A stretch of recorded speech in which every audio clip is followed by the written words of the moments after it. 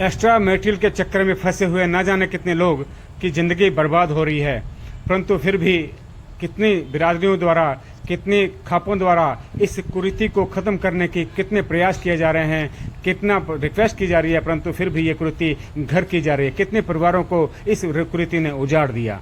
आज इसी कड़ी में आज हम महिला थाने में आए हैं, एक ऐसी पीड़ित के साथ जिसने अपनी आप बीती बताई तो आंखों में आंसू झलक आए।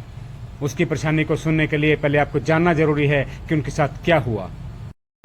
जी रेखा मैम, आप बताएं अपनी आप बीती, ऐसा क्या हुआ कि आपको महिला थाने तक आना पड़ा। मैम सर, मेरा नाम रेखा रानी है, मैं मटोर गांव की बेटी हूँ और मेरी शादी पाडला गांव में हो रही है जी, डिस्ट्रिक्ट कैथल गढ़ी पाडला है। जो मेरे हस्बैंड आजाद सिंह हैं, जो हरियाणा पुलिस में हेड कांस्टेबल के पद पर कार्यरत हैं, जिनकी फिलहाल ड्यूटी एएनसी पिपली में।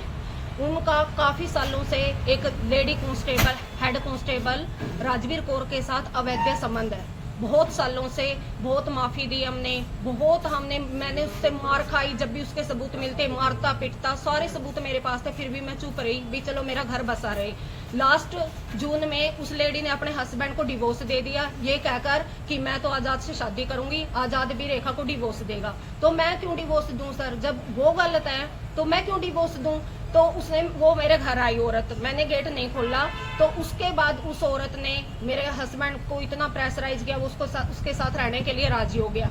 उसके साथ रहा 3-4 महीने, उसके साथ रहा, फिर घर आने लग गया, कह रहा मेरे को माफ कर दे, मैं तेरे साथ रहूंगा। फिर उसने अक्टूबर में डिवोर्स केस लगा दिया सर मेरे खिलाफ, कह रहा मैं डिवोर्स दूंगा, मैं उसके साथ शादी करूंगा, लेकिन मुझे डिवोर्स नहीं देना था।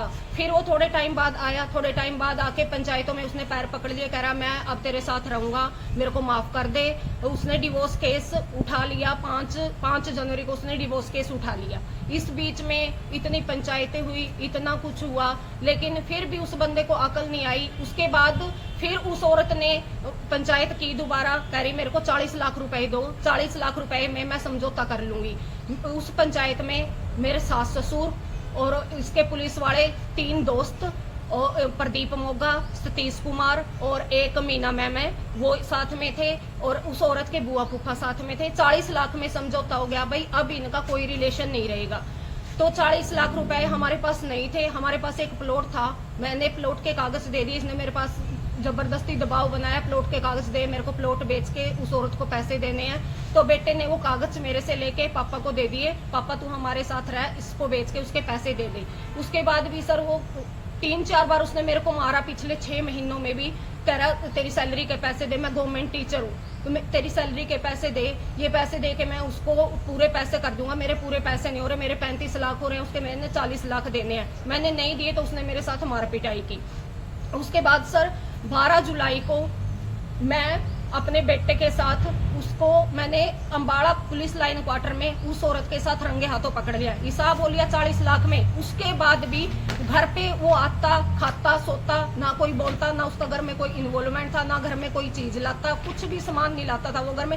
फिर भी हमने सोचा चलो भाई समय के साथ सुधर जाएगा, लेकिन उसमें कोई सुधार नहीं हुआ। जब हमने उसको पकड़ा, ये उस टाइम की फोटो है, हम 112 को लेके गए, उस टाइम की फोटो है, वीडियो भी है, फोन दे बेटे, वीडियो भी है, हमने उसकी वीडियो बनाई, 112 को ले जाके सरेआम उसके साथ हमने आपत्तिजनक हालत में पकड़ा सर, यही समझ लो। सारी हमारे पास वीडियो, सारा कुछ हमारे पास प्रूफ है, मैं वीडियो दिखाती हूँ सर, एक मिनट।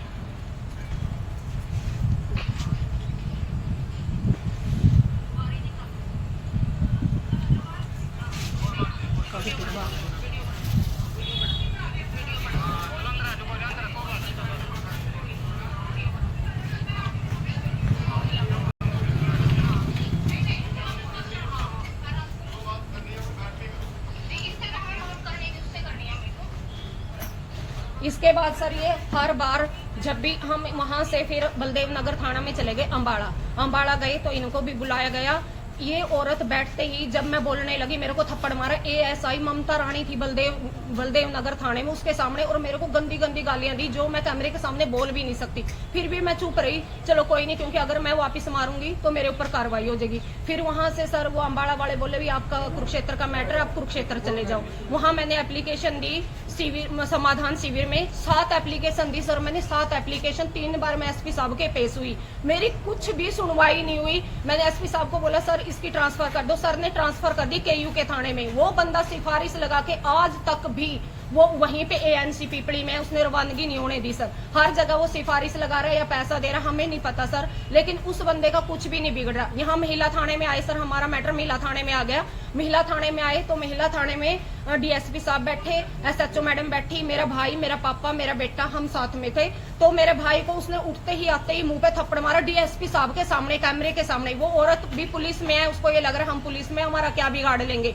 उसके बाद हमने उस चीज की भी एप्लीकेशन दी, उस पे भी एक रपट बना दी छोटी मोटी धारा लगा के कि क्या एक डीएसपी साहब के सामने लेडी पीड़ित को ही थप्पड़ मार रही है, क्या उस पर कार्रवाई नहीं होनी चाहिए सर? होनी चाहिए ना, लेकिन फिर भी हमारी कोई सुनवाई नहीं हुई, फिर भी कोई सुनवाई नहीं। फिर हमें बुलाया गया जी कैथल थाने में। कैथल थाने में भी हमने एप्लीकेशन दी थी। कैथल थाने में इसके घर वाले आए, इसके घर वाले सरेआम ये बोल रहे हैं, सरेआम सर हमारा बेटा तो फिरेगा, वो तो सरेआम ही फिर रहा है, वो कौन सा लुक छिप के फिर रहा है, वो तो सरेआम ही फिर रहा है, वो तो सरेआम ही फिरेगा।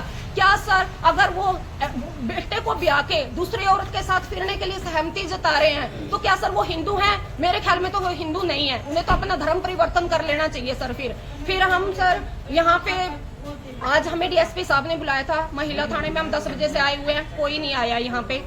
तो हमें पता चला डीएसपी साहब वहाँ पर कैबिनेट मिनिस्टर आए हुए हैं। वहाँ पे हम गए तो हमें वहाँ मेरी सास ससुर और एक उनकी बहन का लड़का खड़े हुए मिले। हमें लगा चलो भाई ये इनका मैटर रखने आए होंगे, हम उनके साथ ना हमने कोई बोलचाल की। हम अंदर गए तो हमारे साथ साथ वो पीछे पीछे गए। वहाँ जाके मेरी सास ने पूरा हू हल्ला मचा दिया, पूरा जुलूस निकाल दिया। फिर हम वहां से महिला थाने में ले आए हमें, तो हमारी कुछ भी कार्रवाई नहीं हो रही है जी। अगर ये डिपार्टमेंट के बंदे हैं, क्या ये एक्स्ट्रा मैरिटल अफेयर कर सकते हैं? क्या ये किसी का घर बर्बाद कर सकते हैं? इधर बेटे, मेरा 14 साल का बेटा है सर, ये बेटा कहाँ जाएगा? अब हम घर में रह रहे हैं जो मेरे हस्बैंड ने बनाया। मेरी सास कह रही है मेरे घर नाम है, मैं तुम्हें घर से निकाल दूं। कैसे निकाल देगी सर? शादी करके आई हूँ मैं, ऐसे तो नहीं आई सर, शादी करके आई हूँ प्रॉपर। अब देखो सर, मतलब इस समाज में क्या है, गंदे लोगों की हेल्प की जा रही है और हमारे जैसे लोग सड़क पे बैठे हैं और माँ बाप प्रॉपर साथ दे रहे हैं सर। माँ बाप बेटे की दूसरी शादी करवाना चाह रहे हैं एक औरत के जीतते हुए। मैं पहली पत्नी हूँ, मैं जिंदा हूँ, ना ही मेरा कोई डिवोर्स केस हुआ है, ना कोई मेरा डिवोर्स हुआ। वो जा रहे, वो उसके माँ बाप वो जा रहे, उन्होंने पूरा जुलूस निकाला। मेरा कोई डिवोर्स नहीं हुआ है, मैं अपने घर में रह रही हूँ, अपने बेटे के साथ रह रही हूँ। और कुछ तो होना चाहिए जी, कुछ तो होना चाहिए ना। Thank you. इस वीडियो को ज्यादा से ज्यादा शेयर करो, जो मेरे साथ हुआ है किसी और के साथ ना हो। मैम क्या बताएंगे जब ये आपकी बातचीत हुई पुलिस में? सर दोनों पक्षों को बुलाया गया। मेरे हस्बैंड, सास ससुर, मौसी और एक मौसी का लड़का वो आए हुए थे। राजवीर कौर को नहीं बुलाया गया। जब मैंने एसएचओ मैम को बोला कि राजवीर कौर को बुलाइए तो वो कह रहे भाई वो ऐसे कैसे आ जाएगी, वो कोई टीचर तो है नहीं, स्कूल की छुट्टी करके आ जाएगी, ऐसे कैसे ड्यूटी छोड़ के आ जाएगी। जब ये बताओ सर, हम 10 बजे से बैठे हैं, उसको क्यों नहीं बुलाया जा रहा है? 22 तारीख की एप्लीकेशन उसके पास गई हुई है, अभी आज पेश होना है, उसको जानबूझ के पेश नहीं किया जा रहा है सर, उसका बिल्कुल साइड ली जा रही है। हम भी तो सुबह से भूखे तिसाए बैठे हैं, उसको क्यों नहीं पेश किया जा रहा है?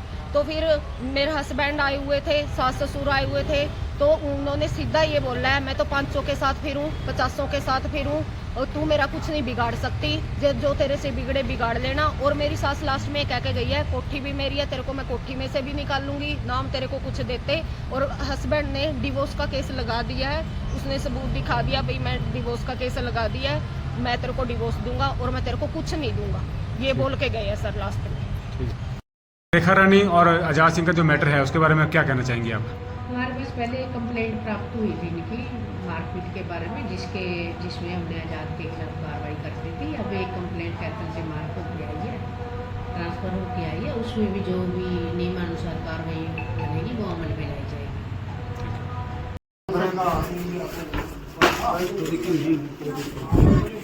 बाहर निकाल लो,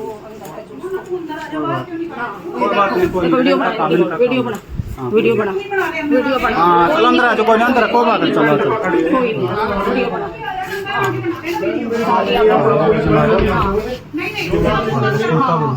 जो बात करनी है बैठ के करो। नहीं, इससे तो हमें बात करनी है, उससे करनी है मेरे को।